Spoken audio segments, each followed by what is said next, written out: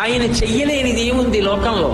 వాసుకి పేరు చెప్తే హడిలిపోతారు. అంత పెద్ద సర్పం, అంత పెద్ద సర్పాన్ని తీసి మెడలో హేళగా ఆభరణంగా వేసుకున్నాడు.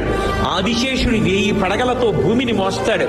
అటువంటి ఆదిశేషుడు ఎగిరి కాలిని పట్టుకుంటే పాదానికి అంజల అలంకారం చేసుకున్నాడు. ఆయన చెయ్యలేనిది ఏముంది లోకంలో? హాలాహలాన్ని చూసి అందరూ భయపడిపోతుంటే ఆయన దగ్గరికి వెళ్ళి బ్రతిమాలేరు.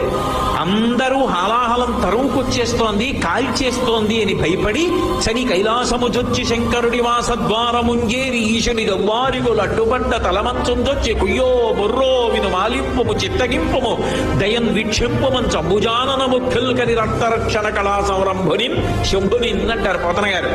వెళ్ళి కైలాసానికి శంకరా నువ్వు తప్ప మమ్మల్ని ఎవరు కాపాడతారు, స్వామి రక్షించన్నారు అనేటప్పటికి బయటికి వచ్చి హాలాహలాన్ని దేవతల కోసం పుచ్చుకున్నాడు.